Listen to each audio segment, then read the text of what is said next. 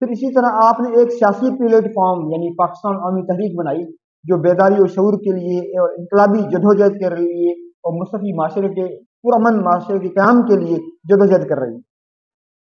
تاکہ دین کا یہ گوشہ بھی ہمارا مرجھا نہ جائے، کہ ایسا نہ کوئی نہ کہے، کوئی یہ تانا نہ دے کہ دین میں سیاست نہیں ہے، حالانکہ سیاست دین کا حصہ ہے۔ اگر کوئی کہے کہ ہم غیر سیاسی ہیں، بیٹا اس طرح سمجھیں وہ لوگ کم علم ہیں، انہیں ابھی تک آقا صلی اللہ علیہ وسلم کی سیرت کا، آقا صلی اللہ علیہ وسلم کی حیات طیبہ کو ان لوگوں نے ابھی تک مطالعہ نہیں کیا، ان کے پاس لیک آف نالج ہے۔ کیا ہے؟ لیک آف نالج ہے۔ آپ دیکھتے ہیں نعرے لگتے ہیں ہم غیر سیاسی ہیں، ہم غیر سیاسی کہہ کر بیٹا اس طرح سمجھیں دین اسلام کو ٹھیس پہنچا رہے ہیں۔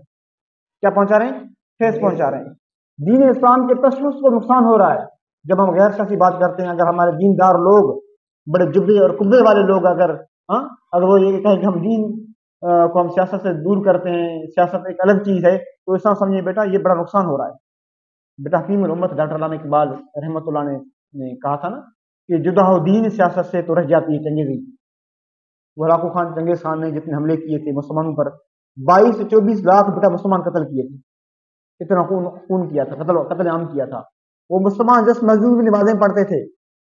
باہر نہیں نکلتے تھے، معاشرے میں سیاست میں نہیں آتے تھے، وہ لوگ سمجھ گئے کہ یہ کمزور ہیں، اس لیے اقبال نے اس شعر کے طور پر اس تاتاری حملے کی عکاسی کی کہ جدا و دین سیاست سے تو رہ جاتی ہے چنگیزی۔ اگر آج ہم بیٹا سیاست کو دین سے اگر جدا کر دیں تو آج بھی ہم پر تاتاری حملے ہو سکتے ہیں، مسلمان کا قتل عام ہو سکتا ہے۔ آج ہم لوگوں کو خود بلا رہے ہیں، آئیں ہمیں ہمارا قتل عام کریں۔ جو لوگ یہ سمجھتے ہیں نا کہ ہم سیاست دین کا حصہ نہیں، تو ہم دشمنان کو دعوت دے رہے ہیں کہ آئیں ہمارا قتل عام کریں۔ جس طرح آخر صاحب السلام نے بیٹا اپنی حیات طیبہ میں اسلامک ایجوکیشن کا تصور دیا، مورل ایجوکیشن کا تصور دیا اور ماڈرن ایجوکیشن کا تصور دیا۔ دیکھیں بیٹا یہ حضور نے تصور دیا تھا نا کہ ہر صدی کے آخر ایک مجدد آئے گا جو دین میں جدت پیدا کرے گا، جدت لائے گا، کیونکہ دین بیٹا ماڈریٹ ہے۔ ہر صدی میں ایک مجدد آتا ہے، دین کو ریوائیو کرتا ہے، دین کے اندر نکھار پیدا کرتا ہے۔ دین کے بہت سارے ایسے گوشے ہوتے ہیں جو مرجھا جاتے ہیں، ان تمام گوشوں کو تر و تازہ کرتا ہے اور ان دور کے لوگوں کے تقاضوں کے مطابق، قلوب و اذہان کے مطابق ان لوگوں کو ریپرزینٹ کرتا ہے، تاکہ اس دور کے اس صدی کے بھی لوگ یہ کہیں کہ واقعی دین اسلام تو ہمارے لیے آیا ہے، دین اسلام تو ہمیں ریپرزینٹ کر رہا ہے، تاکہ لوگوں کے لیے آسانی ہو۔ اسی طرح آقا صلی اللہ علیہ وسلم نے ایک کلچرل نظام کا تصور دیا۔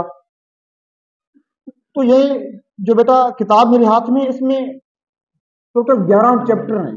ہر ایک چیپٹر میں بہت سارے چھوٹے چھوٹے ذیلی باب شخصاں ڈاکٹر محمد طاہر القادری لکھے ہیں، جس طرح قرآن حکیم کی روشنی میں دستور سازی کے اصول ہیں، پھر احادیث نبی صلی اللہ علیہ وسلم کی روشنی میں دستور سازی کے اصول ہیں، پھر سیرت نبی صلی اللہ علیہ وسلم کا آئینی پہلو ہے، پھر ریاست مدینہ کا آئین کا دستوری اور سیاسی تجزیہ ہے، اس کو بندہ انالائز کرے کہ آقا صلی اللہ علیہ وسلم کی سیاسی اور دستوری وہ کون سا وہ تھا، ایک کلچرل تھا جس کو آج ہمیں اسٹڈی کرنے کی ضرورت ہے۔ پھر آپ نے مبادیات یعنی جو بنیادی جو ہمارے مسائل ہیں ان پر آپ نے ایک پورا چیپٹر لکھا۔ اس چیپٹر کے پھر ذیلی بہت سارے آپ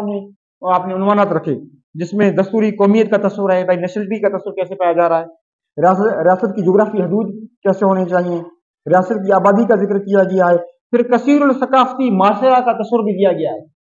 بہت سارے معاشرہ، بہت ساری سوسائٹی ہوگی، جو ہر سوسائٹی کوئی نہ کوئی کلچر اپنے پاس رکھے گی، بات سنا رہی ہے؟ ہر سوسائٹی کا، ہر قوم کا کوئی نہ کوئی کلچر ہوتا ہے، اس کثیر الثقافتی معاشرے کا تصور کا بھی اس میں ذکر ہے۔ پھر اس طرح ریاست کے اقتدار اعلیٰ کا تصور ہے، پھر اللہ رسول صلی اللہ علیہ وسلم مقتدر اعلیٰ ہیں، پھر اسی طرح اپنے عمومی اصول پر باتیں لکھی،